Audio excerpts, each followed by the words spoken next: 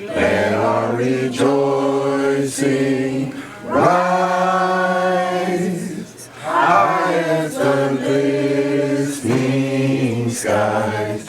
Let it resound loud as the roaring sea. Sing a song full of the faith that the dark past has taught us. Sing a song full of the hope that the presence has brought us. Facing the rising sun of our new day begun. Let us march on till victory is won. Ashe. All right. Just a word about Lift Every Voice and Sing was written by James Weldon Johnson. And the brother was truly well, in European circles they would call him a Renaissance man. We call him a Timbuktu man. He was a Soviet in Kemet. He spoke multi-languages. He was a diplomat. He had shows on Broadway. He was an author. I mean, the brother was in Hotep, basically. He was a fish guy. Yeah, that's right. Hey, that's right. He was from Fisk. Yeah. So you know the brother. You know the brother's work. So we honor brothers like that. Honor Jocelyn Pita. Ashe. Okay. So now I would like to pass the mic to Sister Keisha. Not used to mics. Good morning, Africans. Good morning, Jocelyn. One of the lovely things about standing here is I can see how beautiful you are, and it is a blessing to stand with you today. In addition to being a Renaissance man, James Weldon Johnson married a Renaissance woman, and I'll leave it up to you to do a little more research on her. It is proper when we come together that we welcome in our midst those who came before us and those on whose shoulders we're standing. So it's always an honor and it's always a privilege to ask our ancestors to come and be with us, to welcome them in our midst, and to try always to live our life knowing that they're watching us. And one day, we will be there too. So this morning, in honor of our speaker and her research and what we will hear today, I'd like to just take you to the section in the Hosea in which the 4 good deeds of the Creator are enunciated. And one of the good deeds is, I brought the male and female into this world so that we can know the joys of love. Ashe. And so for all of those of us in this room, we need to pour libation to our parents whose love brought us into this room. Shall we say Ashe? Ashe. We'd also like to pour libation and welcome into this room those who recently left us. And each one of us has someone close, someone we know, someone who we didn't expect to go, because we really don't expect it. But none of us came here to stay. And there's a sister in Emeryville who I've known a long time. She and her husband have a facility in Tanzania, and lots of people went to stay at their place. Sister Upesi Ntambuzi, she left this side, and it's so shocking to me. But I'd like for us to call this sister's spirit of being an African woman, bringing families and her children to Tanzania for years, 30, 40 years, and ask her spirit to come and be with us and give us that kind of dedication, that kind of love. Ashe. Carrie, is there anybody whose name you'd like to call? Candace Howard Jones. Kenneth Howard? Candace Howard Jones. Candace Howard Jones, let your spirit come and be with us this morning. Ashe. Bashi, is there someone whose name you'd like to call? Sipa Nyamke, Say my it. father. Say it again. Nyamke, Nyamke. yes. Let the spirit of Nyamke, the father of Kwashi, all the way from Cote d'Ivoire, come and be with us today and help us to encourage and nurture young people so they can become as strong and great as our Father. Ashe. Peggy? Bertha Carson, the matriarch of our family. Bertha Carson, matriarch of Peggy's, who we know, who's a drummer, who's a sister, who's a leader, who's a teacher, who's a wonderful African. Bertha Carson, bring your spirit and be with us today and help us to be strong leaders and parents. Ashe. Michelle? Parents, children, Asar Kamal Jahi Rabwin, Asar Dolores Lockwood Rabwin, and Asar Kenneth Fonair Rabwin. Mother, father, and Child. child. Strength of our brother is reflected, the strength of his parents is reflected in our brother, who is a worker, who's a strong African, who is a mentor, and we ask them, their spirits, to come and be with us. Ashe. Jackie? My parents, Rob and Gaynor Rogers, and also Miss Rosa Parks. Her parents and also Rosa Parks, strong people who we better keep proud of us. Who we better keep proud of us. Come and be with us today. Ashe. Brother Wilbur? I would like to bring forth the spirit of Chike Nwafia's father, who was a chief in Nigeria and passed away about 2 years ago. But he is I'll say more about this later, but he is the father of the rites of passage here in Silicon Valley. So I would like to honor the chief Nwafia. Chief Nwafia, all the way from Nigeria, whose blood is flowing through our veins and who's living proof, because we know Brother Chike's work. We ask him to come and be with us. Ashe. We ask all of those Africans who inspired us, who were strong and brave for us, who endured for us, who taught us, who prayed for us in that hot sun out there in all those places. We're the ones they were praying for. We ask their presence. We ask that we are worthy of their work. And we say 3 times, Ashe, Ashe. Ashe, Ashe. Ashe. Ashe. And Brother Barry, you want to sit or you want to? No, I You good? Okay. Minister Barry Houston, House of Sankofa. Hotep. Brothers and sisters, it's a great day when all of us can get together and bring good things to the world. This morning is one of those things. We're going to be looking and listening for our sister, Dr. Jackie Galbraith, to share with us the research she has done on this great topic. Now, very briefly, before we get to this point, she shared with me when she finished her research and gave me a signed copy. Gave me a copy, but I told her to sign it. But you see, so brothers and sisters, this is a beautiful thing that we are all beholding here this morning. And I hope that we assemble our questions, if you have some questions for her and all those things. Now, again, I would like to introduce to you as Dr. Jackie Galbraith. We know her affectionately in the House of Sankofa as Dr. Jackie. And so we want to present her to you with all the strength and power and blessings of our ancestors. Brothers and sisters, let us stand and receive this sister.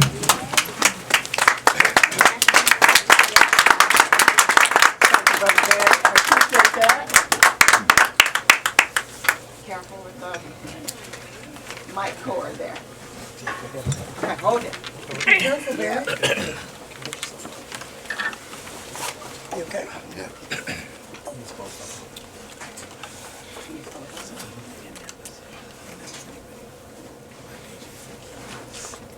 Councilman.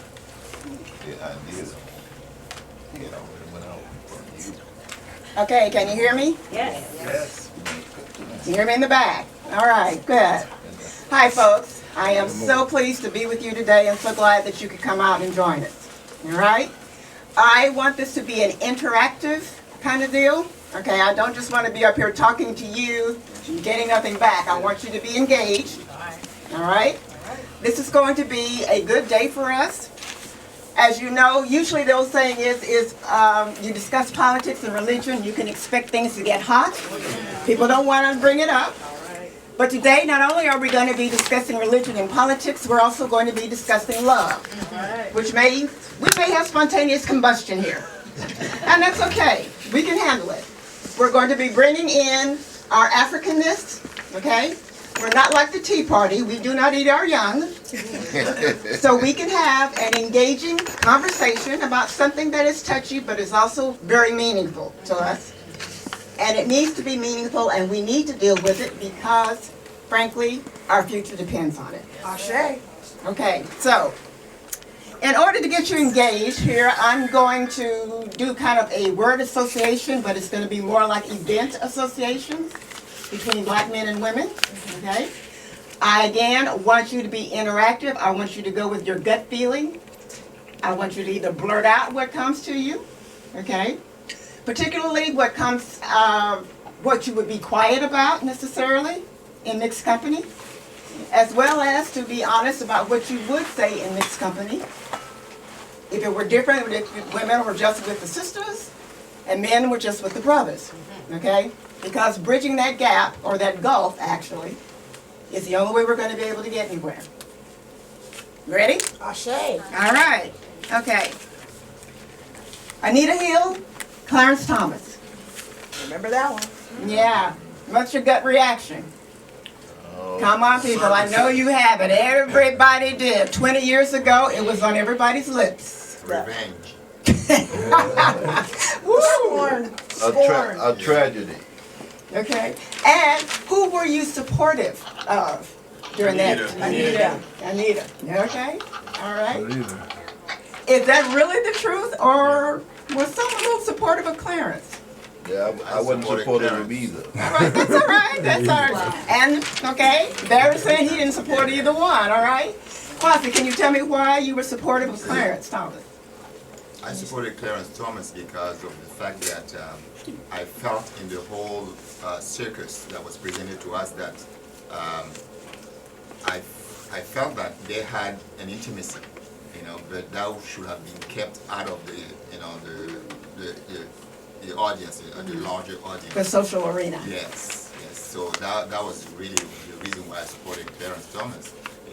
I felt that because of the fact that he had a relationship with Anita Hill, and then he left her to go marry someone else, and it was a time for her to come out and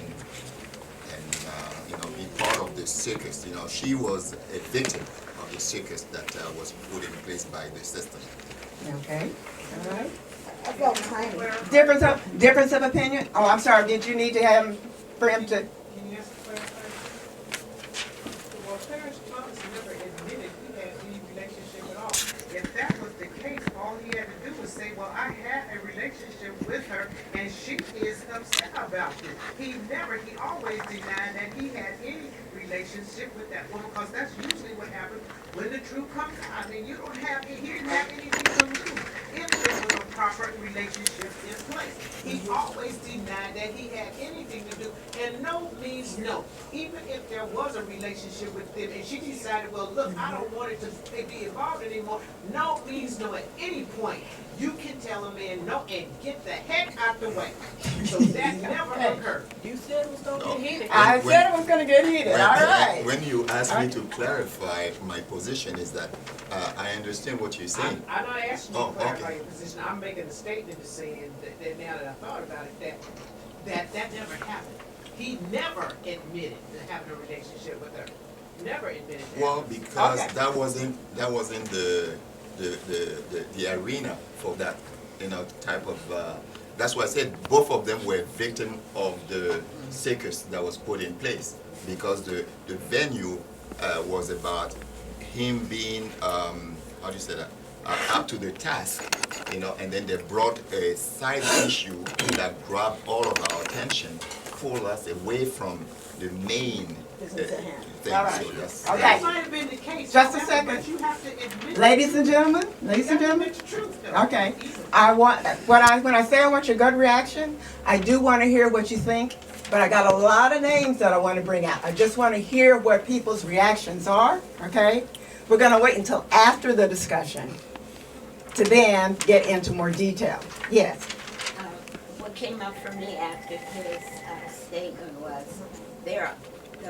the surface around it, and it's always to divide black women from their leaders.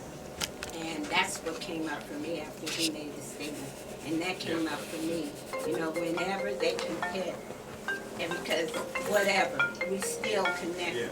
We're still connected, whether we have a relationship or not. And it's the respect that was lacking in that whole fiasco. That's what was lacking. And, the continued separation from our men, from us, sisters. I'll show all you. right, okay. Let me move along, guys. I do want everybody to talk, but we got a lot going on. All right? Mike Tyson and Desiree Washington. Exploitation is what comes to my mind. Exploitation, yeah, cute. Yeah. A person that bit off someone's ear. You are jumping ahead of me. You are right on time, because that was going to be my next question. Mike Tyson, okay, and Evander Holyfield. All right, okay, all right. Mike Tyson, Robin Givens. Same concept. Same concept. All right. Cedric the Entertainer, I should say, and the comments that he made about Rosa Parks.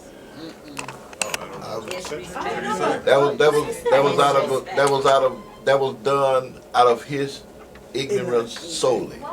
That's how I looked at that. All right, let me tell you what the situation was. He was in the movie, Yes. and he made this comment that the only thing Rosa Parks did was sit her black down. Okay? And the movie was Barbershop. Yeah. Yeah. Really? Barbershop. Yeah. Yes.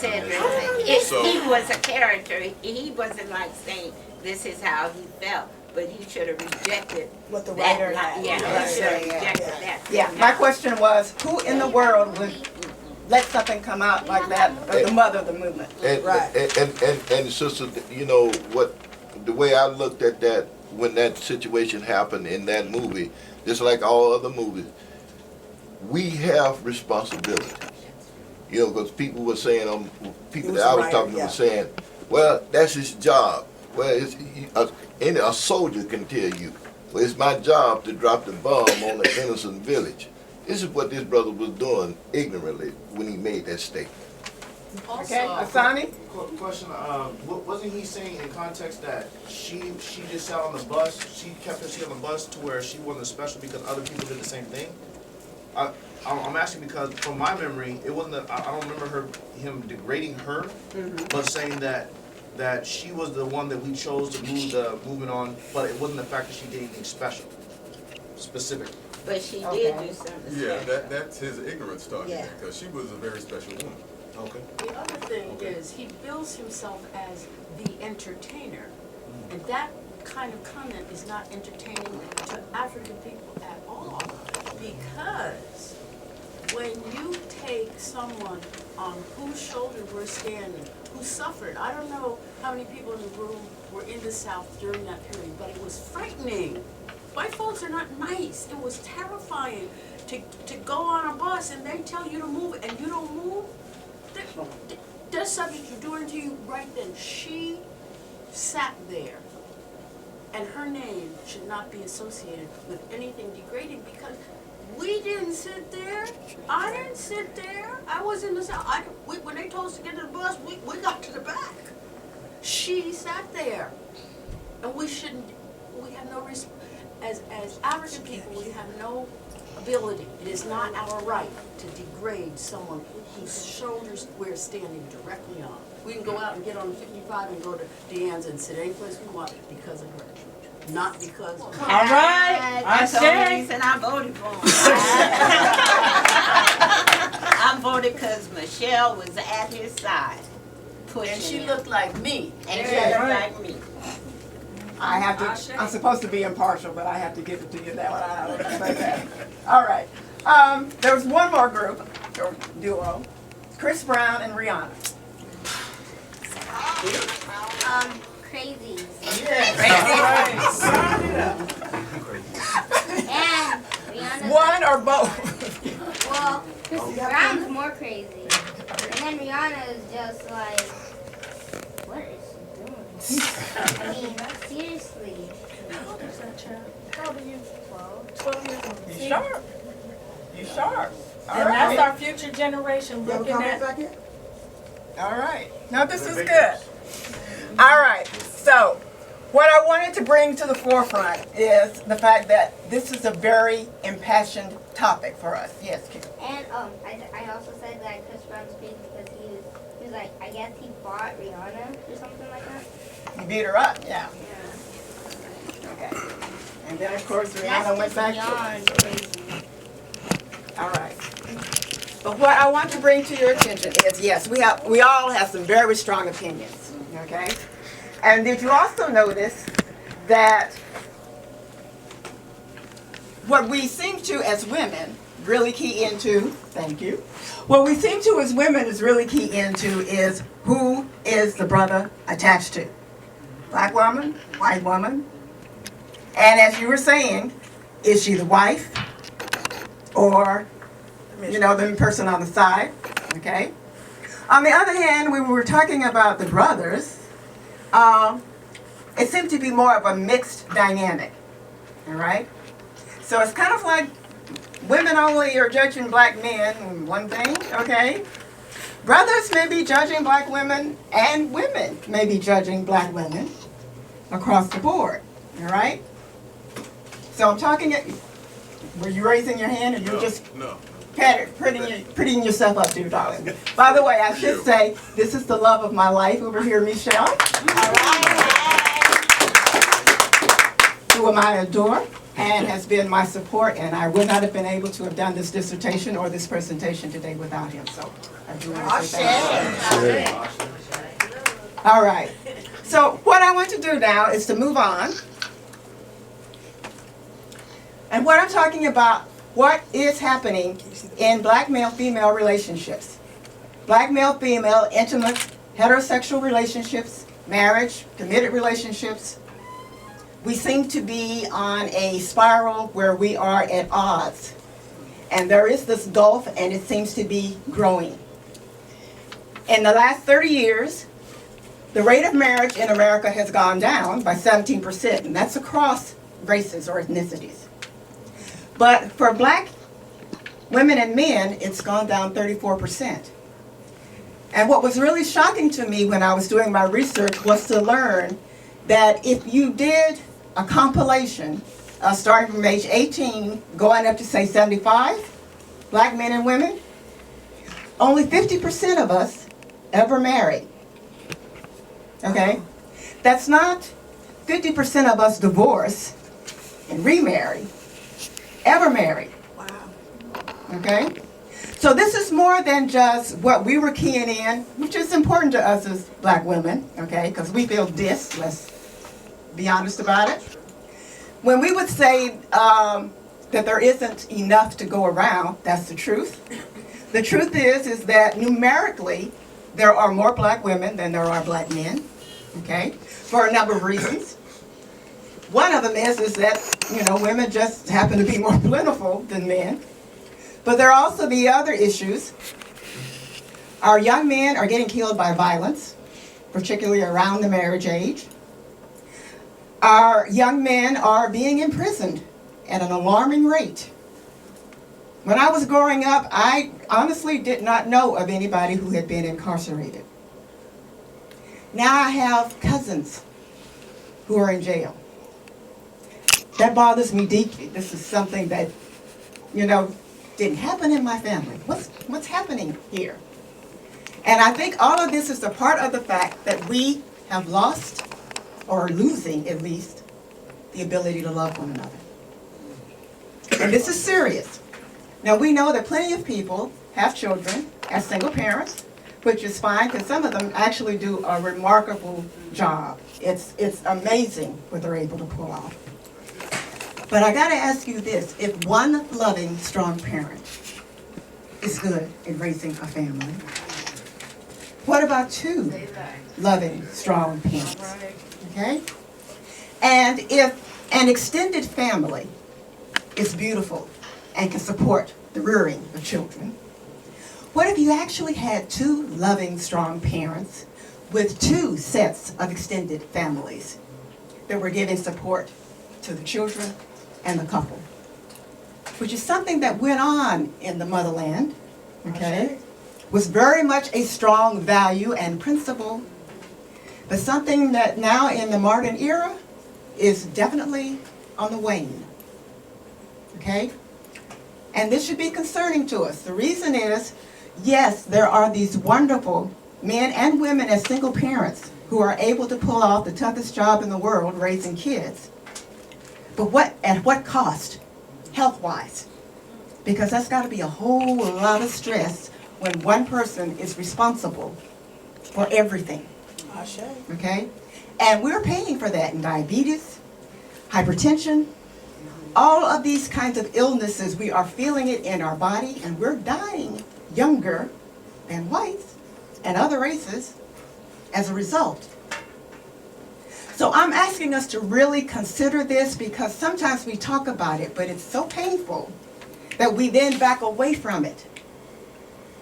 And this is where we need to pay attention to our ancestors, because as hard as things are now, we are not going through anything that our forebears went through. You were talking about we were standing on their shoulders. So something occurred to me as a divorced woman who is also someone who was sexually abused as a child, who is actually a licensed psychotherapist, but after the divorce was having a really hard time in relationships. And notice that it wasn't just me. I was angry, I felt betrayed, abandoned. And so, naturally, with that kind of attitude, what did I attract into my life? Men who were angry, feeling betrayed, abusive. It took me a lot of years to get past that point. So I want to share with you how I did that. All right? It finally occurred to me after years that I was really going through a crisis of faith. I was raised Christian. My dad was the chairman of the deacon board. My mother was the head deaconess, okay? So having a marriage that was supposed to last forever was supposed to be the deal. I thought I'd played, done the things, everything was supposed to do was supposed to work out. Well, it didn't. And then on top of that, as I said, I was sexually abused by my caretaker, by her husband, I should say. And this caretaker was also my Sunday school teacher. So what I had to deal with was, if God is so good and God loves me, why isn't God getting me out of this situation? All right. I say. And the result of that was feeling, that's what I'm talking about, feeling betrayed, feeling unloved, feeling unworthy.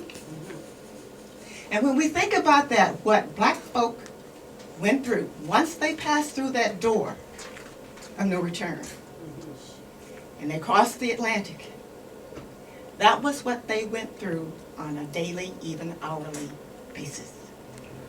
It was rape, abuse, verbal, emotional, physical, psychological, sexual, anything that they could come up with to dehumanize us, to make us things, is what they did. Okay?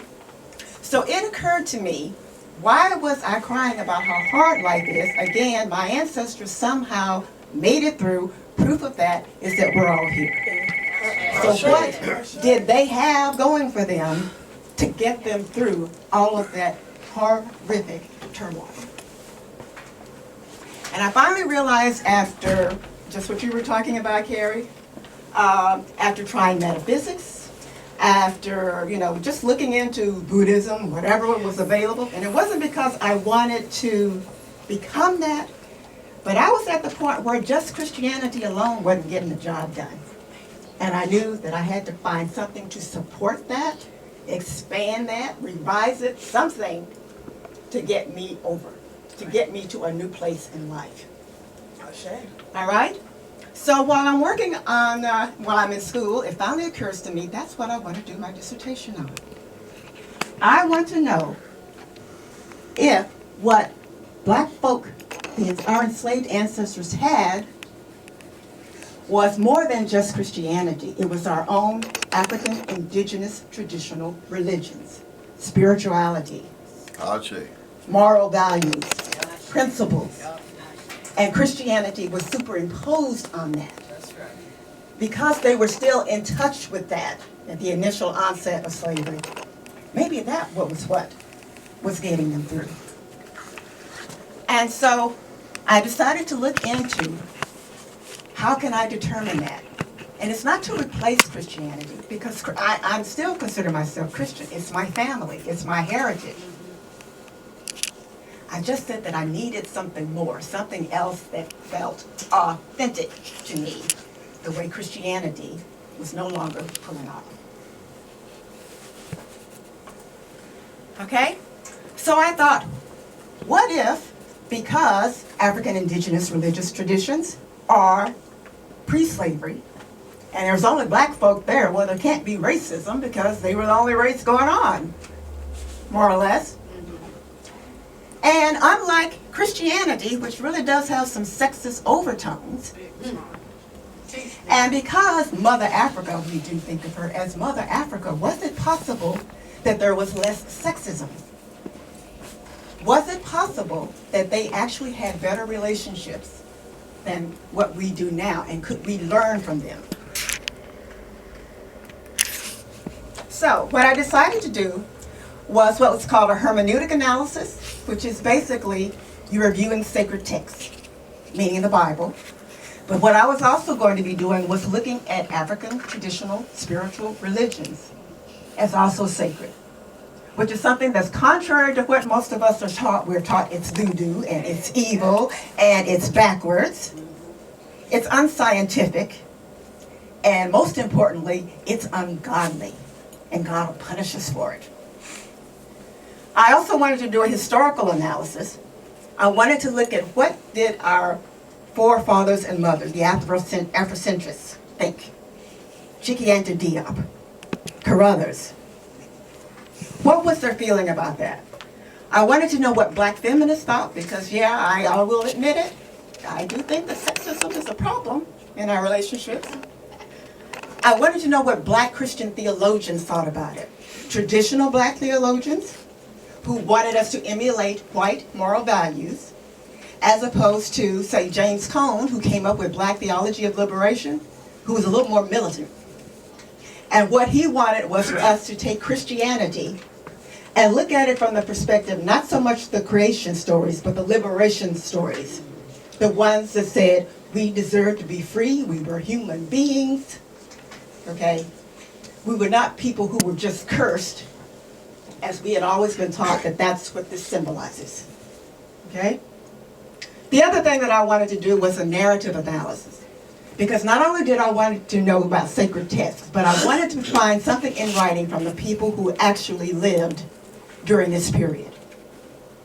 What did someone think who was actually there in Africa, who knew about African religious traditions because they experienced them? Did they see our relationships that were affected or impacted by that? I wanted to know what was it like for a man who was a slave? What was it like for a black woman who was enslaved? I wanted to know what about the couples who actually came after slavery? How did they pull it off? How did they live? So what I ended up doing was I checked into Olaudah Equiano, who was someone who was captured at age 12 and who wrote a slave narrative detailing what it was like to be Igbo, which is a traditional religious, African religion, what it was like to be, what he saw in his village, between his mother and father, the people who were with him, who helped raise him. What was it like? And why did he become Christian? I also we looked at Linda Brent, who's also known as Harriet Jacobs. Harriet Jacobs is actually her name, who also wrote a slave narrative, telling about how it was uniquely demeaning for black women. And you know what I'm talking about. It was sexual abuse. I also looked at Ida B. Wells Barnett and her husband Ferdinand Barnett. The reason is they were born in slavery, but they were freed because of the, Civil War ended, okay? So they knew a little bit what it was like to be enslaved and then what it was like to be free. And they were married, and they were married until they died. Or one of them died, obviously. And then, of course, I wanted someone in the modern era, and that was Ossie Davis and Ruby Dee. Someone that we could all relate to. Someone who, the couple who was very pro-uplift Black America, who were actually familiar with their religious traditions, African religious traditions, as well as the Christian heritage, and who also lived together happily as husband and wife until Ossie passed away. It was about over 50 years. You didn't know Ossie? Yes. He's one of the ancestors now. So, I did that. And as I said, I did this hermeneutic analysis, looking at the sacred text, meaning the Bible. And what did they teach us? Supposedly because Ham, Noah's son, went in and saw his father naked, Noah got upset and decided that he was going to curse Ham and all of his descendants. They were going to be slaves to Ham's brothers, and all of Ham's descendants would be slaves to their uncle's children as well. And I remember when I was hearing this from the same Sunday school teacher, I thought, that's the best they've got? That's it? That's why black folk have been enslaved for 400 years? That's the story? I said, well, you know, if Noah didn't want to be his sons to see him naked, why didn't you just put on pajamas? Now, I was about 7 years old. This is the way a child thinks, but it makes more sense than this, quite honestly. Yeah. And so the Sunday school teacher, well, he had been drinking. And I said, well, still, isn't that his fault? I mean, if he's the father, isn't he supposed to be leading, not following? Okay, I was kind of getting in trouble in church by this time. Me too, I remember that. And I remember talking to my parents who said, oh, okay, you don't take the Bible literally, but you also need to understand you don't necessarily say it in church because not everybody can handle that. They really do take it word for word. Okay. So that was biblical racism.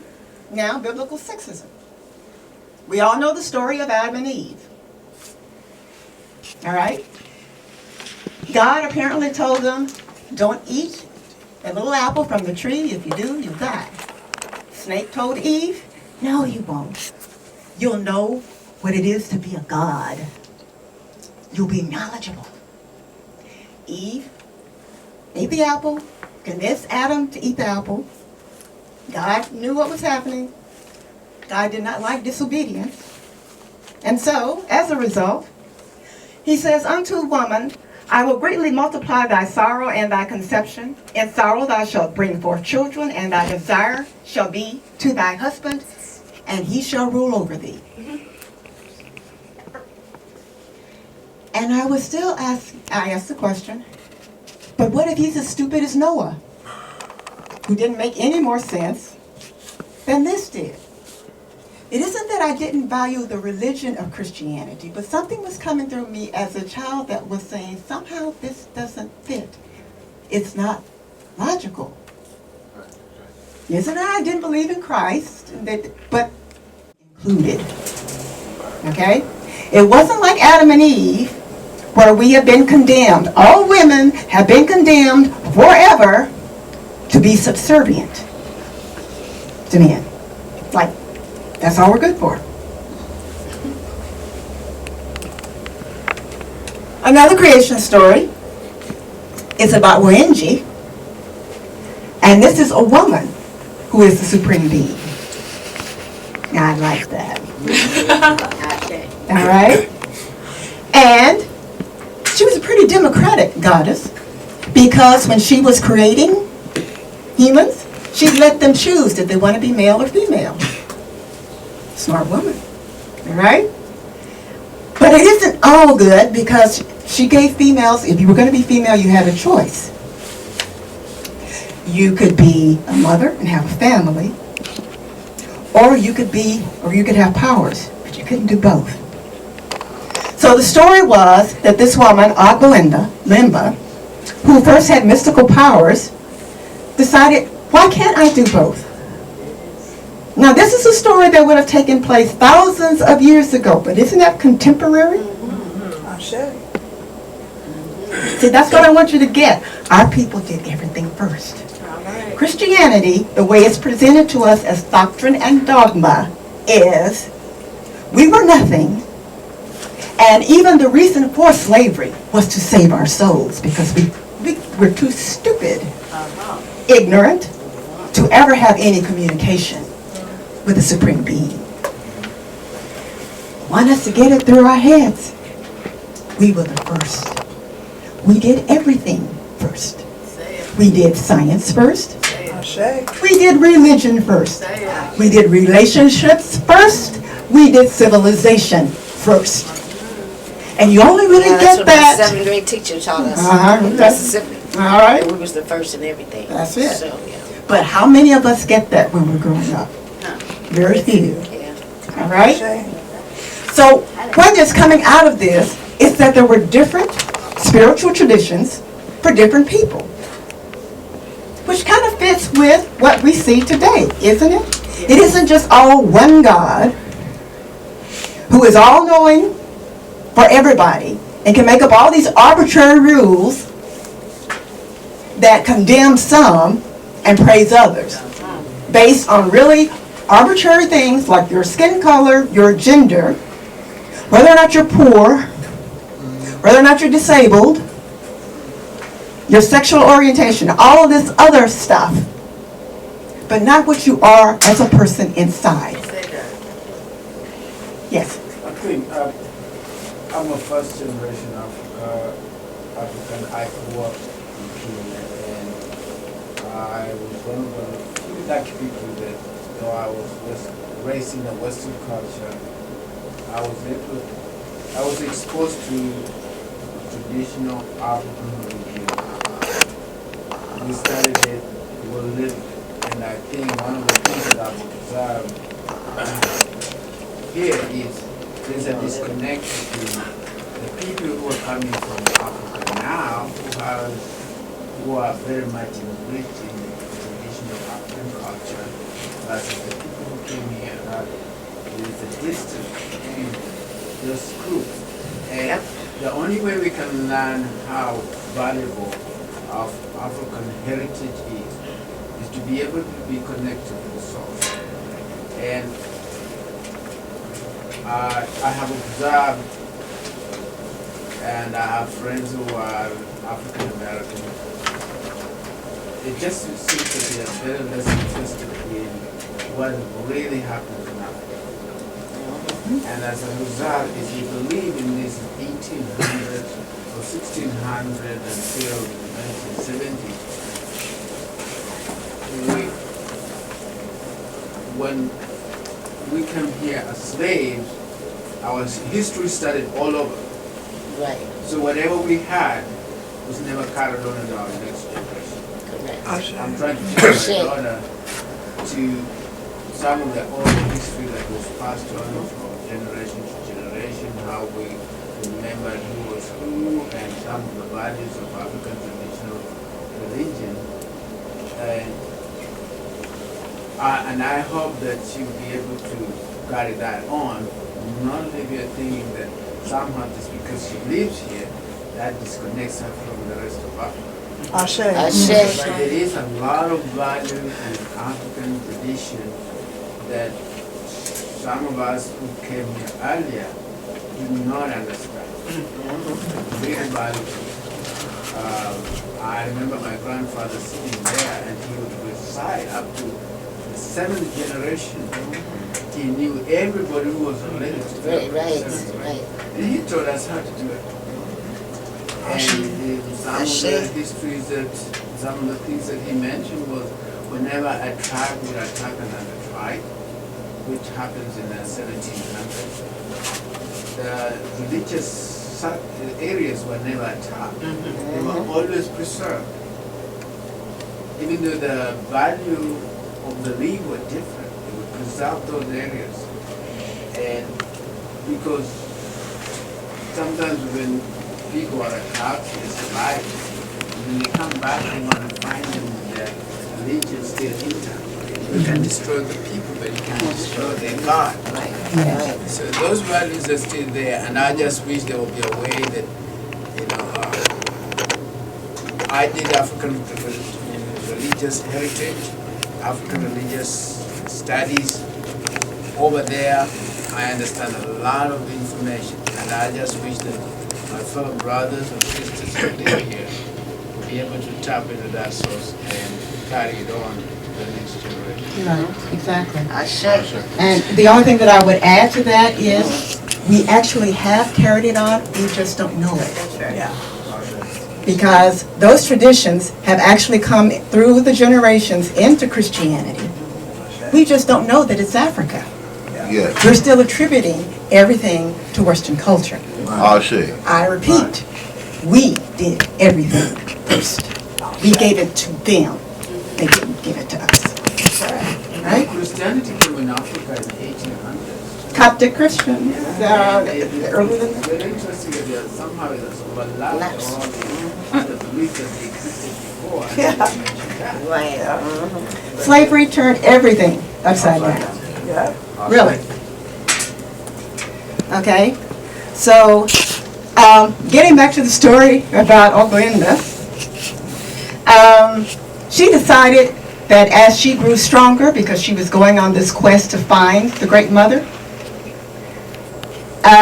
she got a little full of herself, and she decided that she wanted to be the Great Mother. So she challenged Wendy to a duel, and she lost.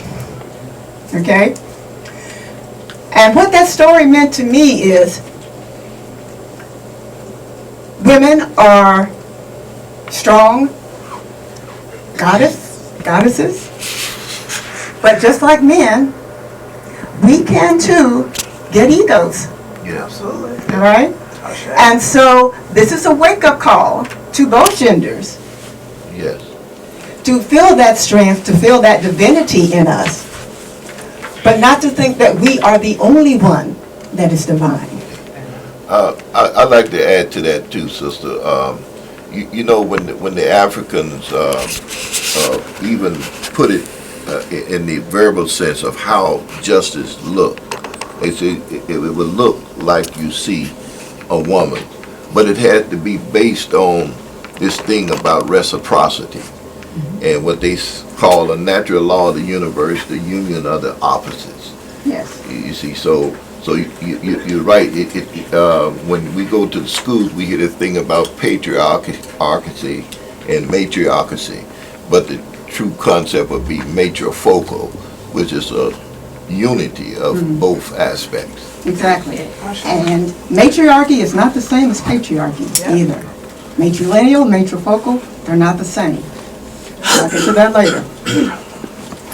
All right.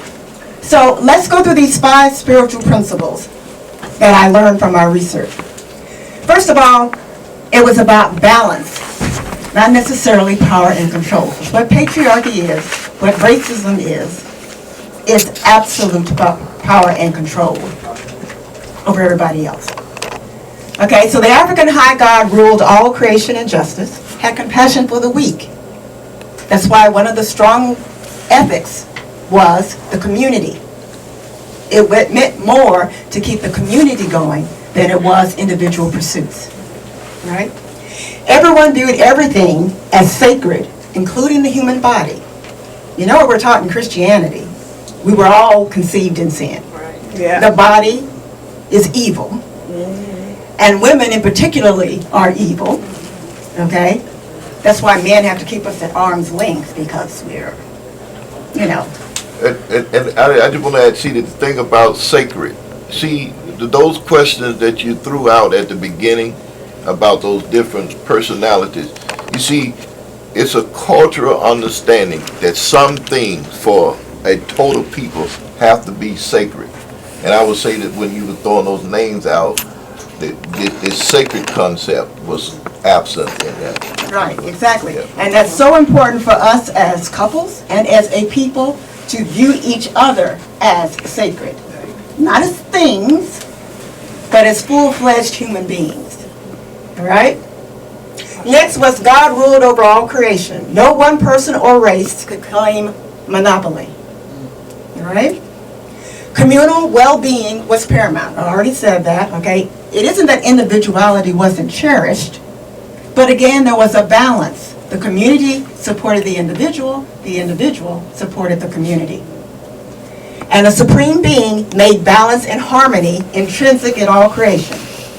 That's not to be confused with equality. Right. All right? Because it wasn't. Humans are human beings. There's a certain humanness in all of us that wants to be in charge or in control. But it did mean that things were supposed to balance out. That what you were talking about, reciprocity, give and take.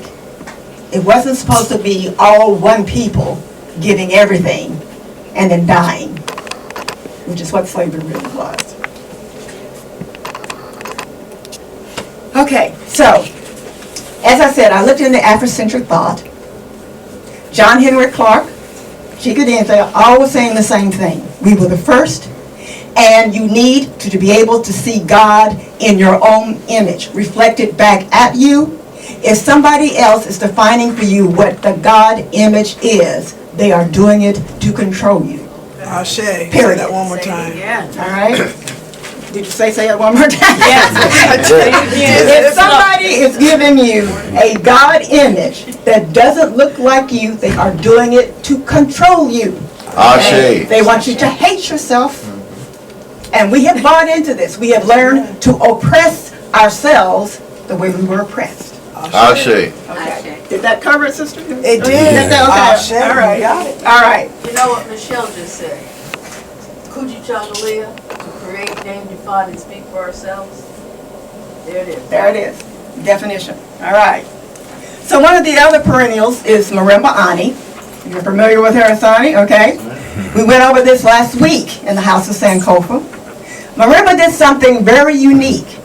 Usually it's the black folk who are being examined. We're the specimens under the microscope by whites. And what she did was she turned it on its ear and she started examining whites. What makes white people think? Why do they do the things they do? And in particularly, how does Christianity fit into that plan?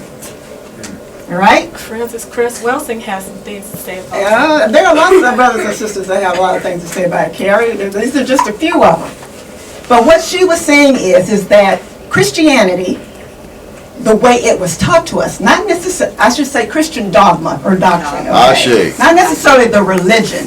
Right. Okay.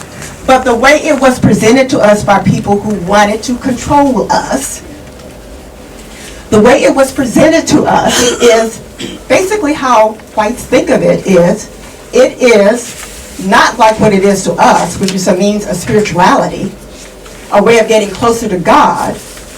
What it is a means of basically taking over. All right? You remember that part, if you're familiar with the Bible, Joshua, you know, after they came out of Egypt, and then, that whole story. Yeah, okay. So the deal is that when they came to Canaan, God told them, just go in there and kill everybody and take the land. Right. Yes. All right? Manifest destiny. My phrase would be manifest destiny, white boy thought. Ashe. But they have carried that on in that tradition. That is what religion is to them. That is how they have fashioned Christian doctrine or dogma. It's to give them the excuse to go in and take over. And they're doing that now. They send in the missionaries and then the military. That's right. Okay? And this has been going on now for centuries.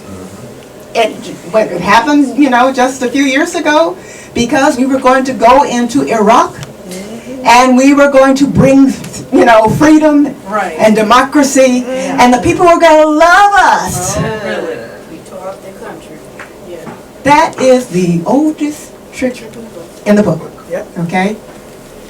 And unfortunately, I love President Obama for the very reason that you said, but sometimes he scares me. Ashe.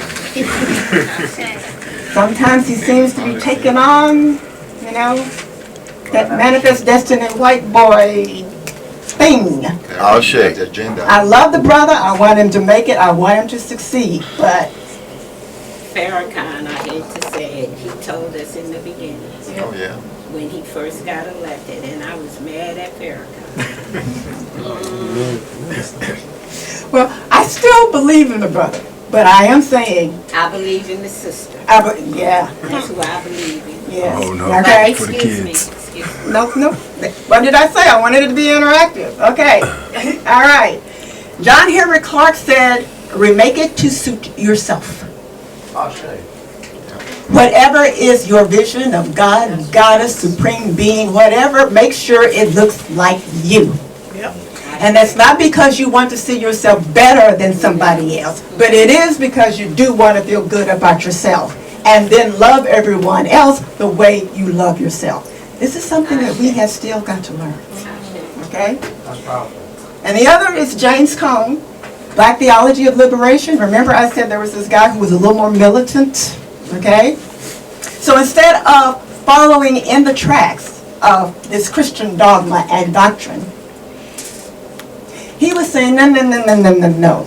And it was important because he was a theological student. And he got this idea because he was so angry, because, it was after Martin Luther King had been shot and there were riots going on. And it's like none of his teachers, these theologians, found anything wrong with it. He was burning up with rage. Don't you get the fact that people are suffering? And what he was told is, that's really not our thing. We're concerned about the soul. Oh, not what people are going through right now. How convenient. Right. Because if you're part of the white power structure, including if you're ministers, you've got a reason to support it. Okay? And what he was telling us is, no. Thank you. Yes.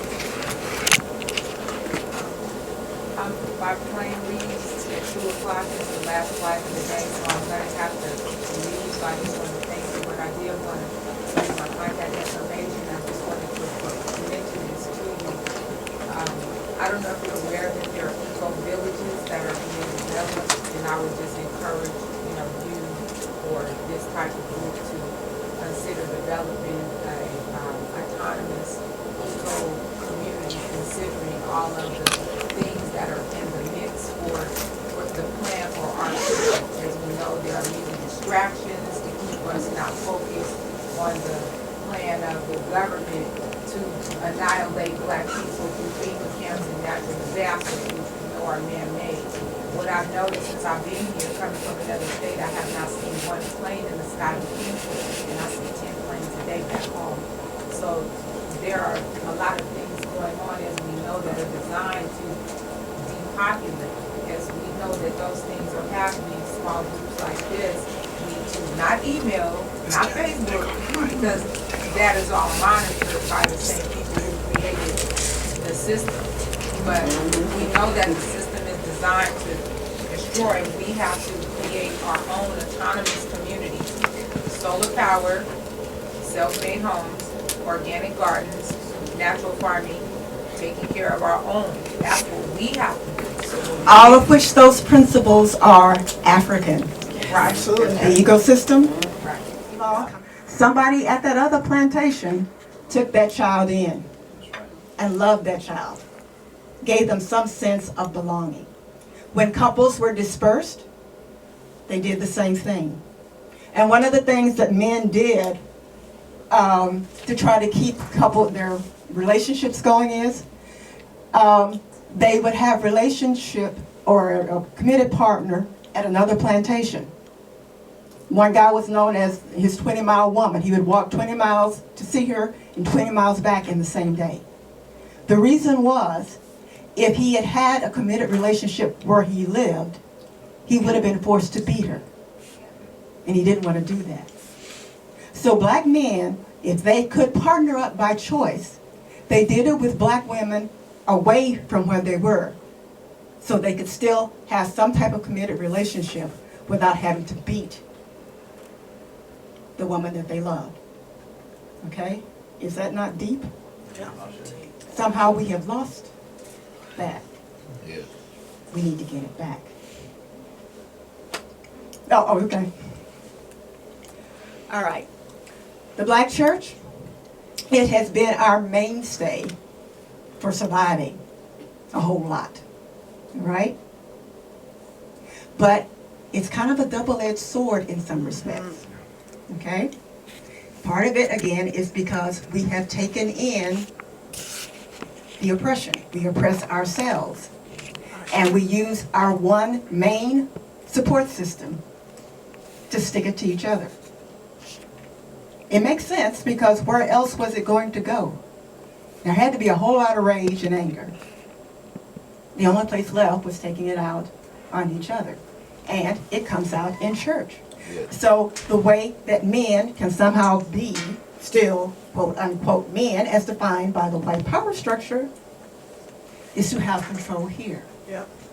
Okay?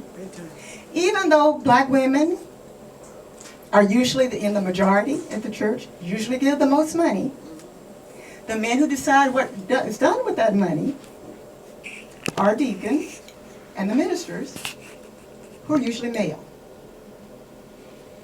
Well, something's not quite right about that. No, I was just saying, you see that whole paradigm is real critical that we understand, though, with that whole context of the umbrella of male and female in that dynamic. That's out of the whole umbrella of this thing that's been imposed on us in this reality. Another dynamic that I wanted to add is off of my experience.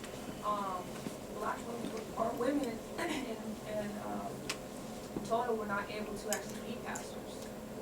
From my experience. Well, those are changing. That's changing now. Okay, let her finish. That's changing. Yeah, it is. And what I want you to also know is there were priestesses. Not only was there a female godhead in Mother Africa, they were priestesses. Okay? It wasn't just men. Okay? I'm not talking about equality necessarily. I am talking about balance and mutual support and respect. O'Shea.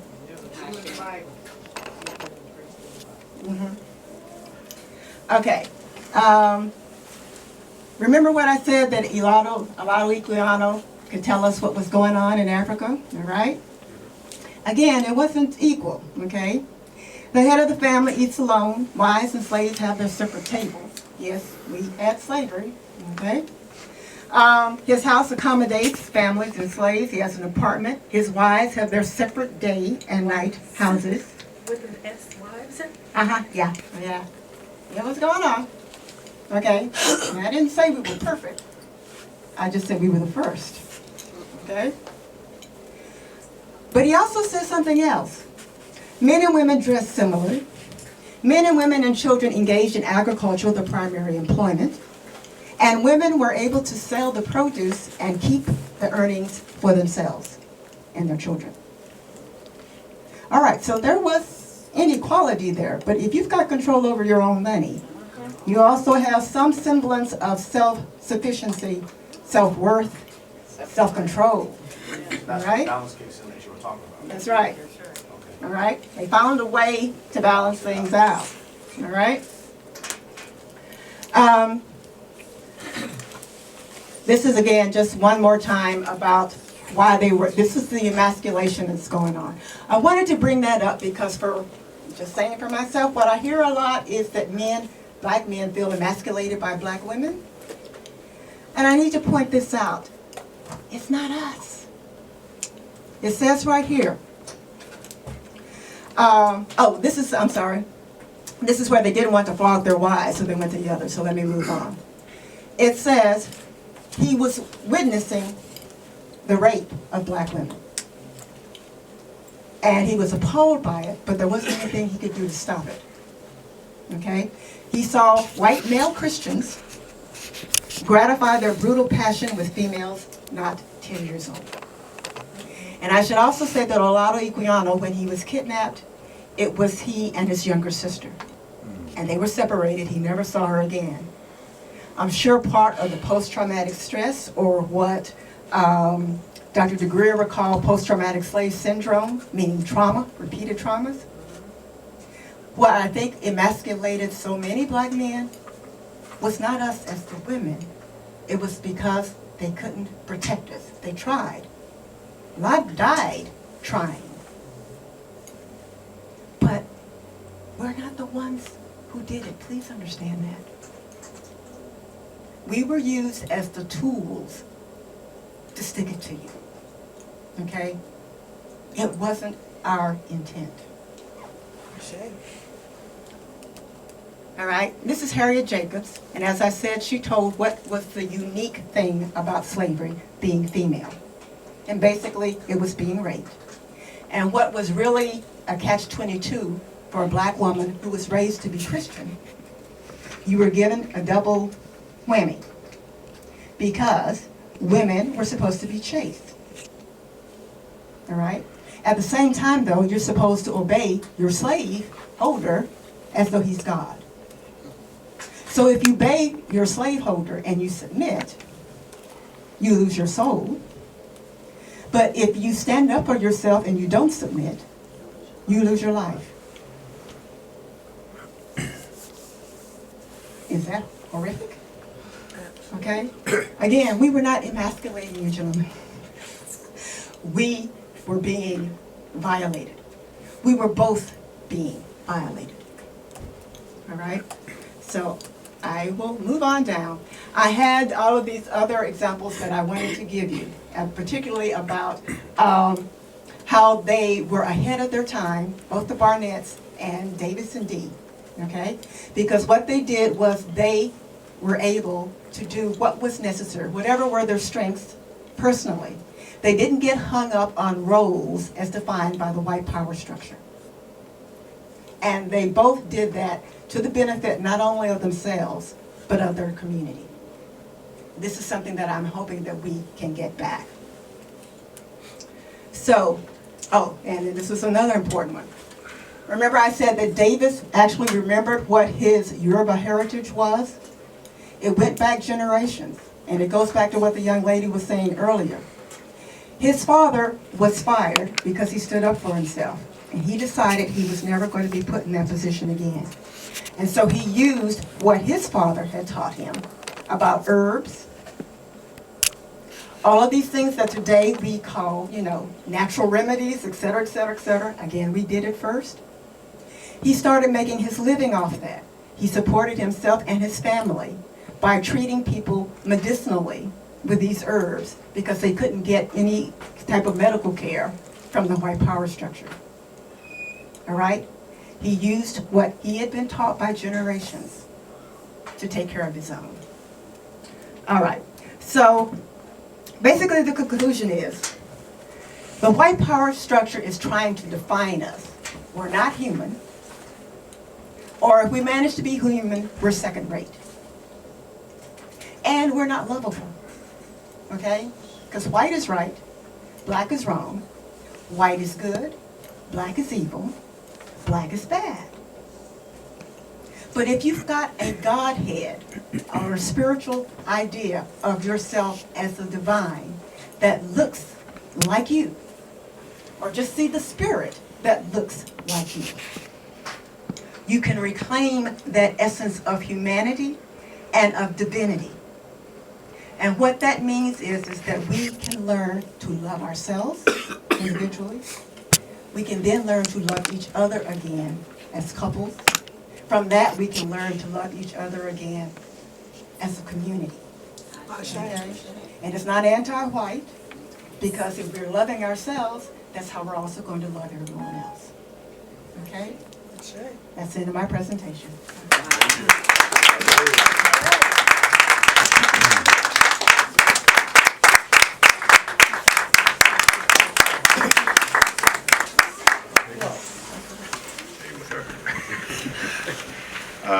We would like to have a question and answer forum. Sister Peggy Cathcart, another member of the Ujima Collective, will pass out. You can do this part.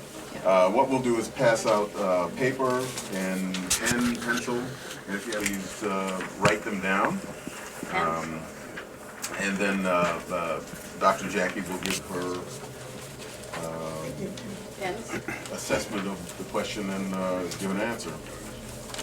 And after this, which will just be a few minutes, then we'll have an announcement on some upcoming events. We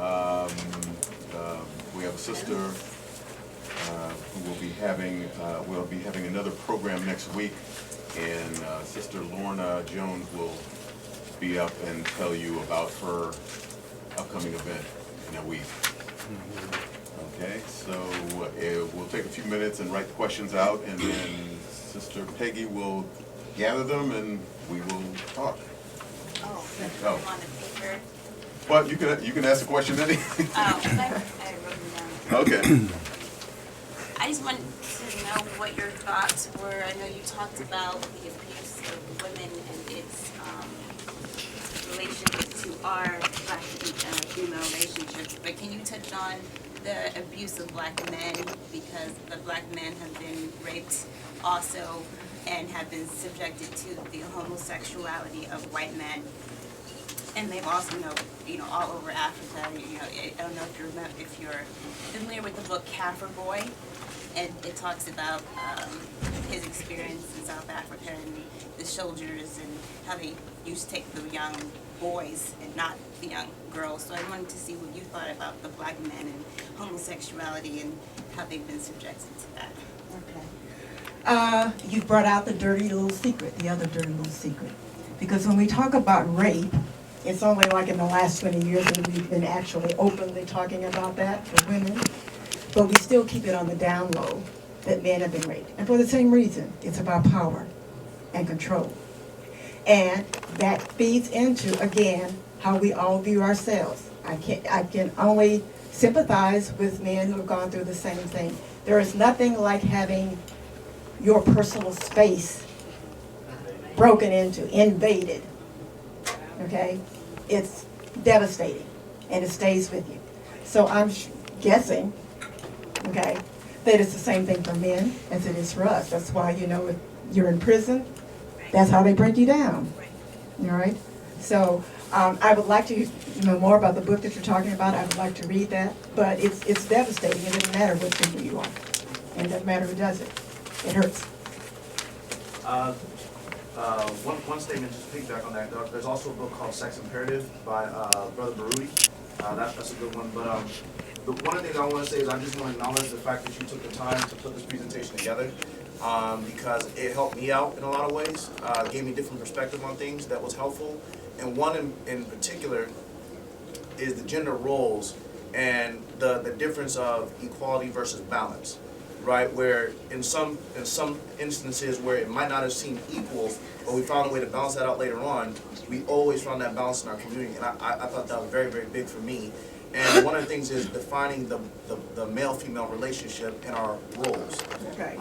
The way you described it as not necessarily, well, just the conclusion that you wrote on the board right there, as far as role flexibility and being able to provide your personal skills to further the community and the relationship.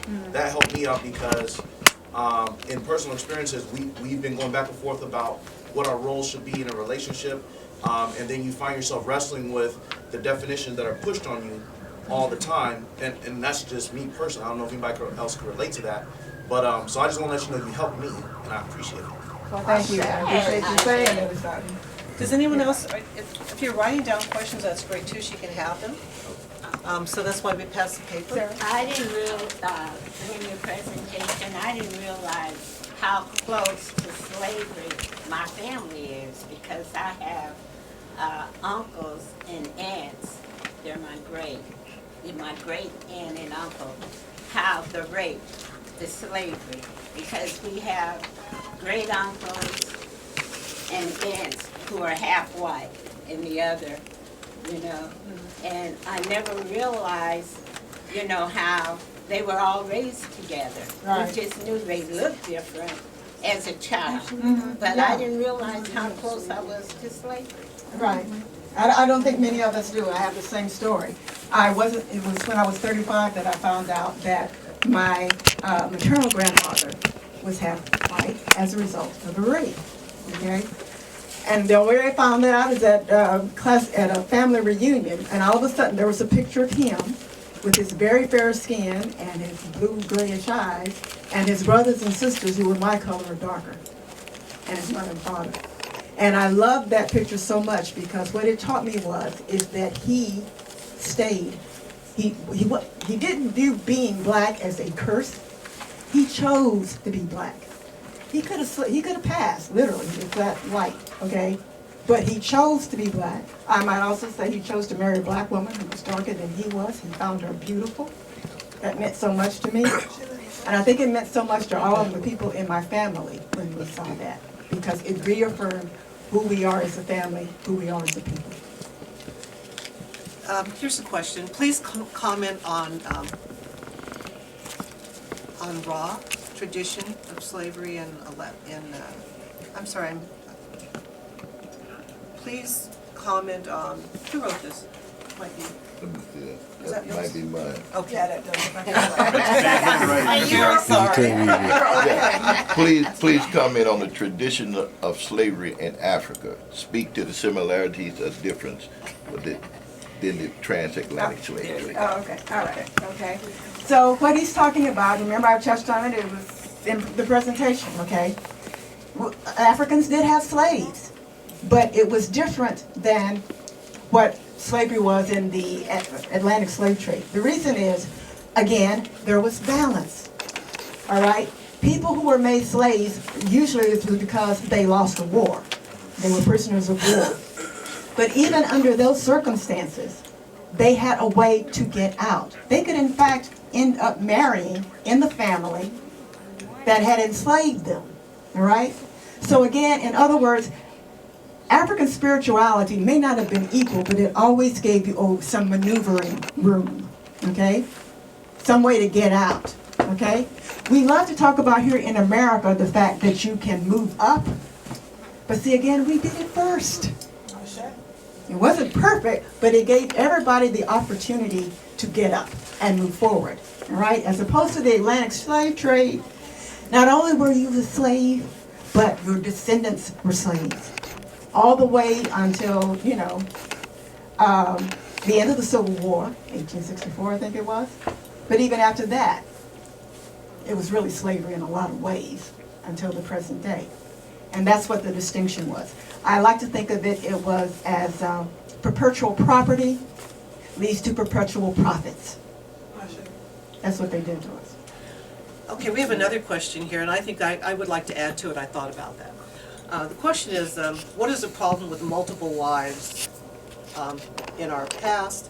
And I would like to add to that, given the fact that there's so many more women than men, how do you cure the dilemma of a woman wanting that relationship and based on percentages alone, likely not to experience it, at least not all women? Okay. That is something I think that each of us have to make a decision about ourselves, okay?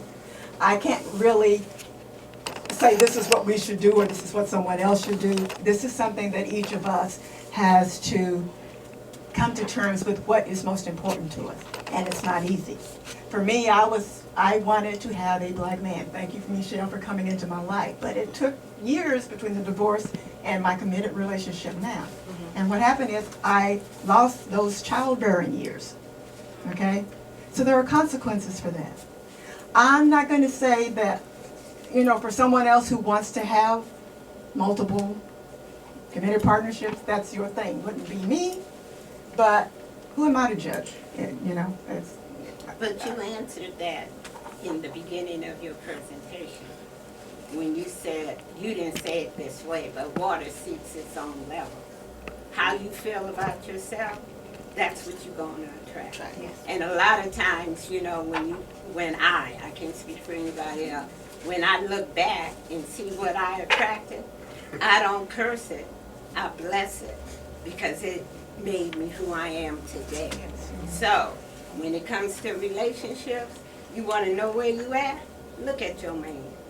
We have a question here. Okay, in your research, didn't you show some instances of multiple wives, but also multiple husbands? yeah. What? Yeah. Really? Yeah. And I should also say one of the things that was for some traditions is the men paid the dowry to the family. Okay, not the other way. Huh? Say that again? The men paid the dowry. What's that? Bride price. Yeah.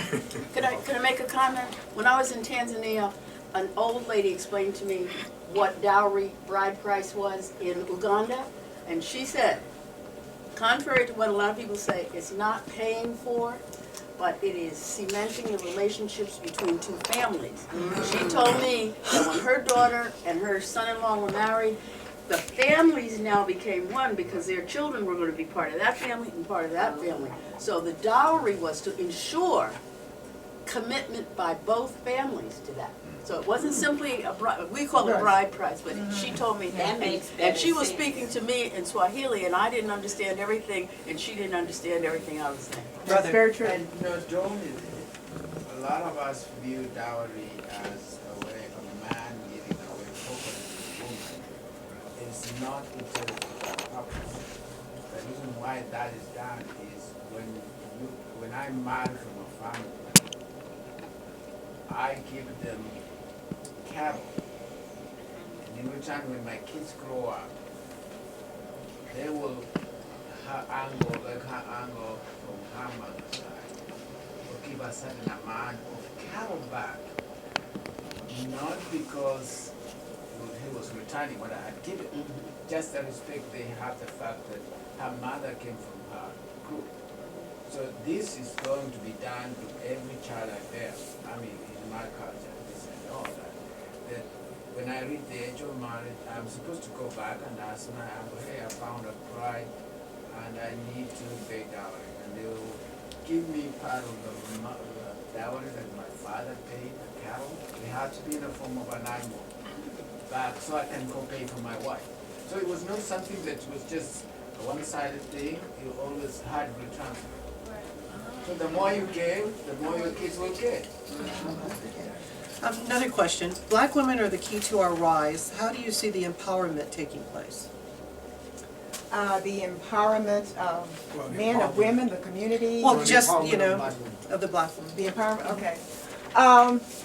I would say the empowerment of black women is critical to the success of the black race. It's about both men and women, okay? It's not one over the other, one at the expense of the other. It's about both providing love, support, respect, okay? In addition to whatever skills that each of them can bring to the relationship that can make the relationship last, okay? So it's about respecting what is each person's talent, what is each person's skill, what is each person's unique personal strengths, and maximizing that. Not having some prescription, because you're male, this is what you do, because you're women, this is what you do, all right? Because we can't fight the power struggle. We've got too much coming at us, all right? So we need to bond together. It was what we understood in slavery and when we first came out, all right? The world doesn't love us. And the truth of it is, it may never, okay? So our trying to take on the things of the oppressor, okay, it hasn't worked. It may work for a while, okay, as long as you are reinforcing that white power structure. But as soon as you try to do something for yourself, either black man or black woman, okay, they'll come back and get you. Okay, I can say that from personal experience. All right, and that's where probably each of us has learned, you know, I need to support my own. I need to stick with who I am. I need to know who I am. I need to support my people. Because, all right, I can give you an example. Vanessa Williams, when she lost her crown. Oh, yeah, I know. Okay, she was treated as mud. And she has said this, the only people who supported her were black folk. And she learned from that. Some of us don't get it, okay? But she did. And so she's been supportive of the community since then. OJ never got it. Clarence never got it. Condoleezza, she ain't gonna get it. Sammy Davis Jr. got it. He got it. Brother has a question. So, within embracing African tradition, you know, some practices are negative. And I'm just thinking, for instance, female circumcision. And these things get really entrenched.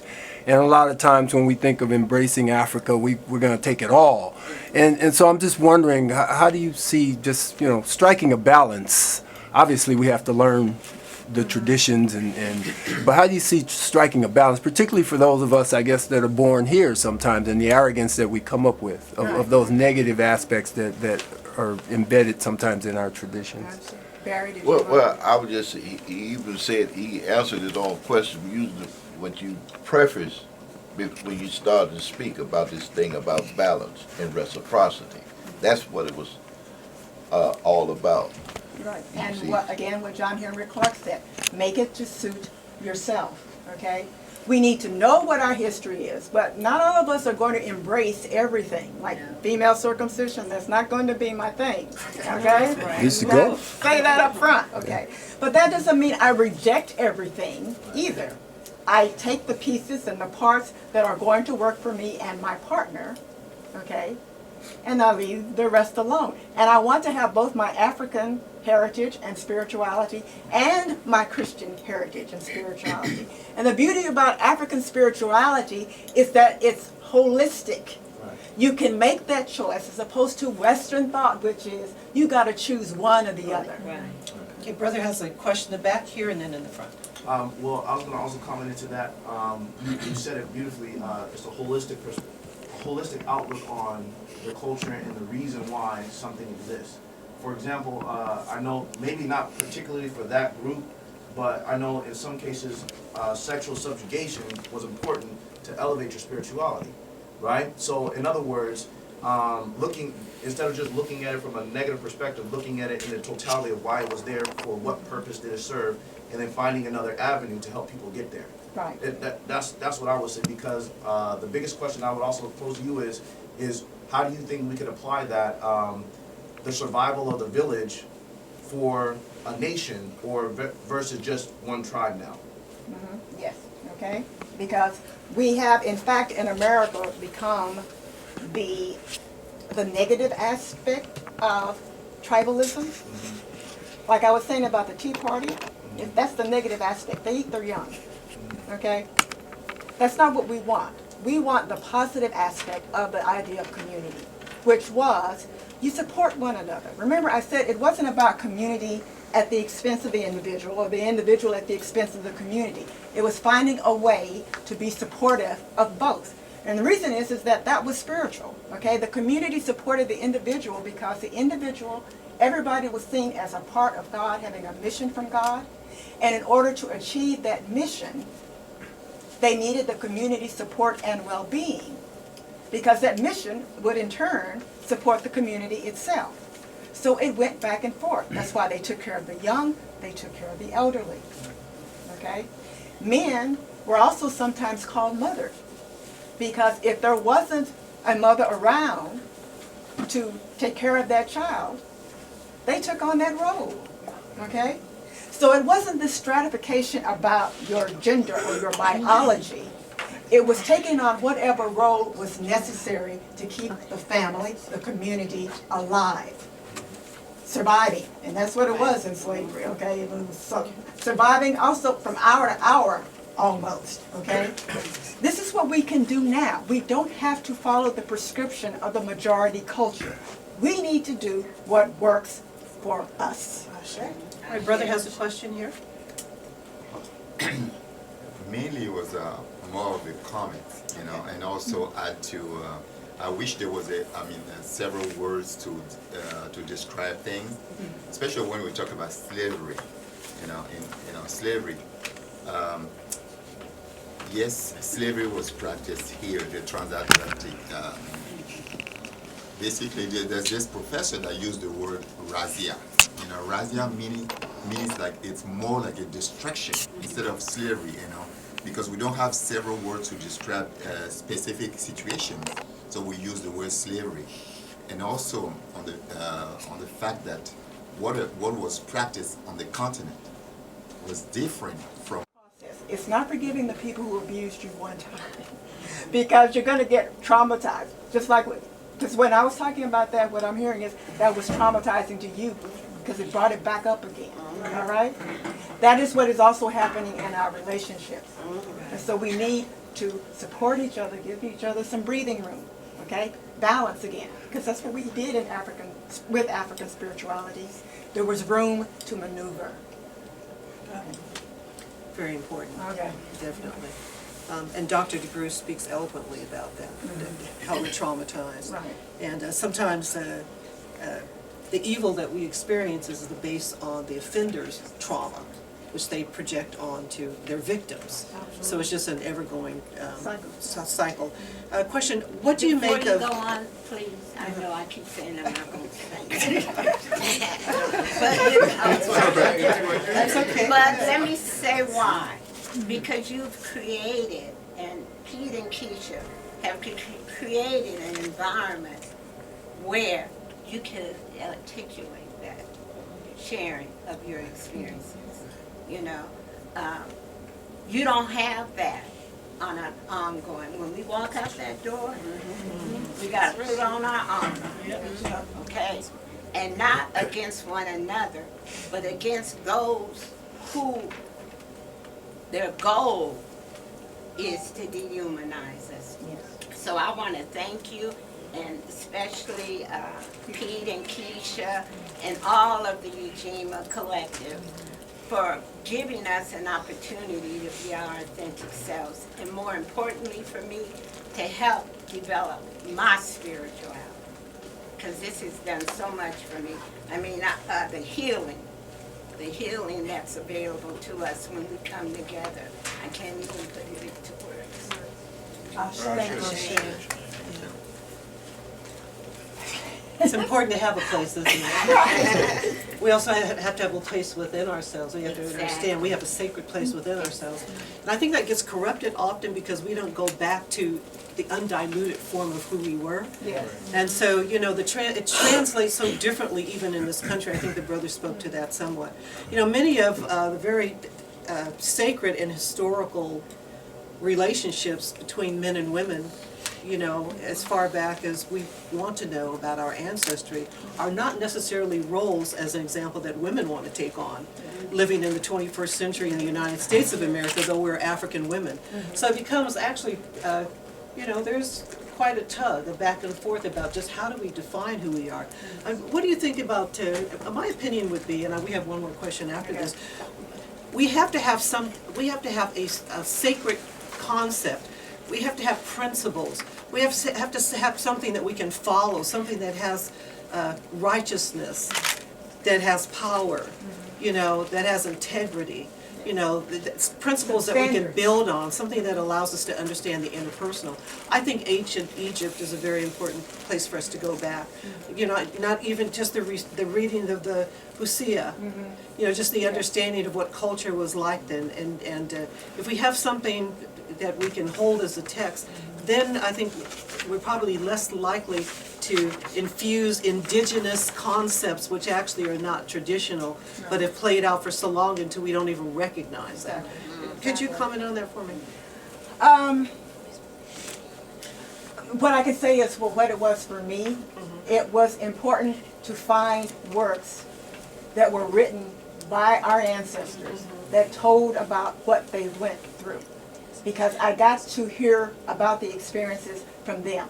Not what I was told on TV, not what I saw in the Tarzan movies, not all of these other distractions that are, you know, more than just distortions. You said that our history was co-opted and corrupted. Right. Okay.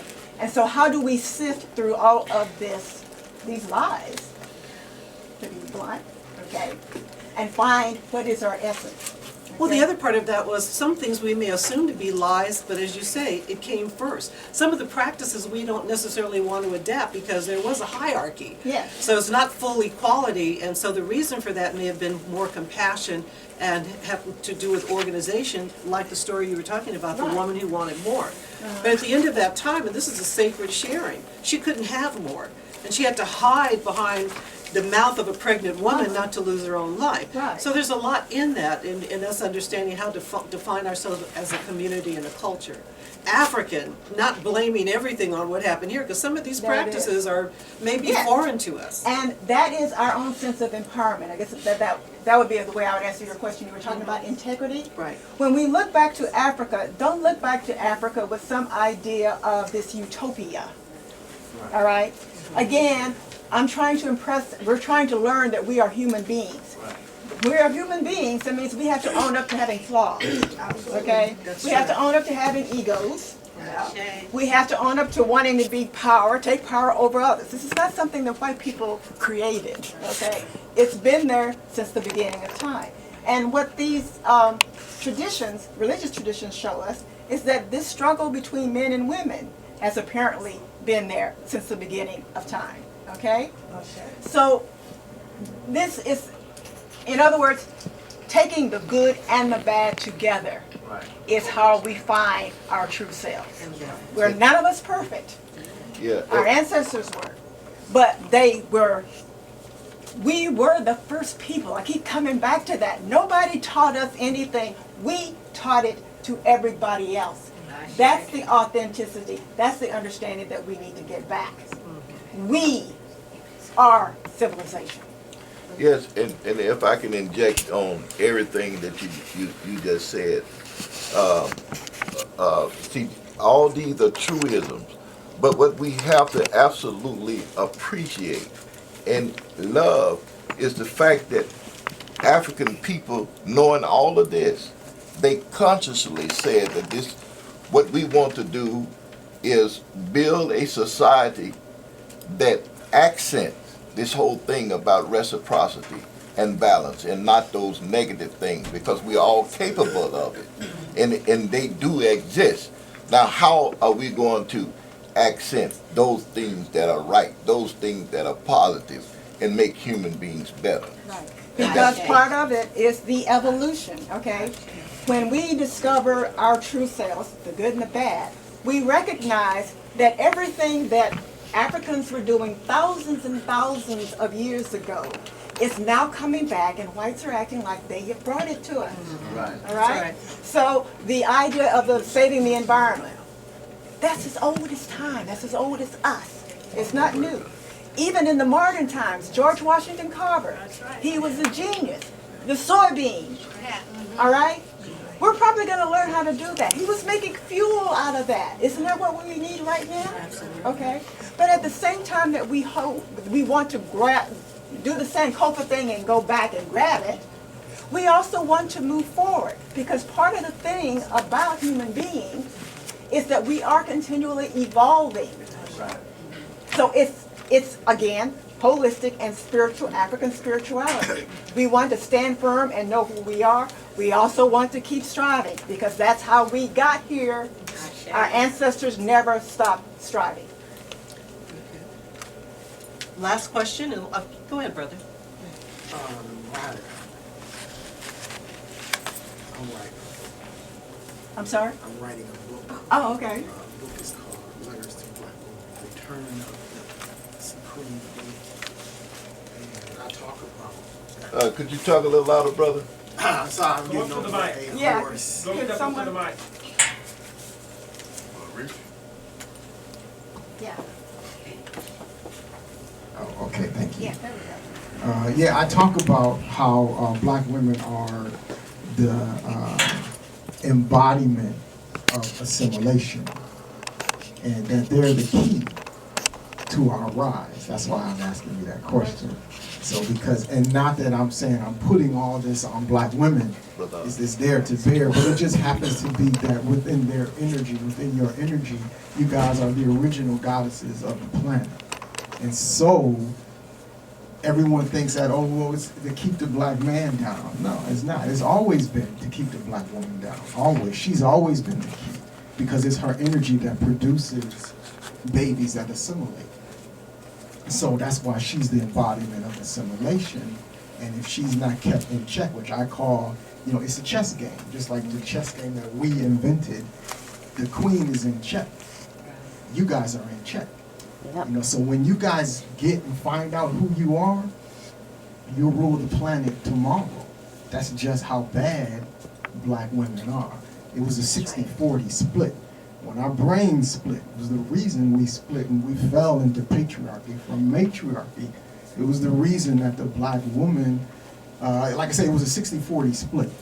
So when our brains split and we fell further into the yuga, which we're in now, black women had to go, in other words, a being had to come that could corral the black woman and to keep her out of who she was and keep her dead and submissive and unconscious. Because if she finds out, she rules tomorrow. So all that, I could go on and on about how they got you guys, but what I'm really interested in is the solutions. And some of the solutions I give, it's a community thing. Like example, these types of form, we have to begin to teach sisters who they once were. The energy that they carry, the life force energy. I've heard several women talk about they've been violated in the past. What was so important, just like Sister said, is in fact, I can just bluntly say it, the answers are spirituality. It's so deep. When you begin to tap in, you can heal the trauma. You can begin to, because we only use 3% of our DNA. So you can begin to change to tap into that other 97%. We only use 10% of our brain. We only use 10% of our lungs. It's waiting for us. There's a dormancy purposely. The dormancy is put there because we fell for her reason, your reason, black women's reason. So I don't want to go on and on, but it's sister right here in front of me, to heal from the trauma that you've experienced, go within. And your healing is within. It's not out here. It's not a doctor, it's within. And you tap into those other parts of your body. And so last thing I'll say, so the reason the black woman, once she begins to tap into the dormant parts of her body that can heal, and you guys can heal, you can walk down the street and heal people. That's how bad you are. You can heal people. The aura can extend to 27 miles. Within that 27-mile radius, you can begin to heal people. It just goes on and on and on and on. But anyway, one day I'd like to talk to you more about that. Okay, thank you, brother. Pass it back the way it came down so we don't entangle the.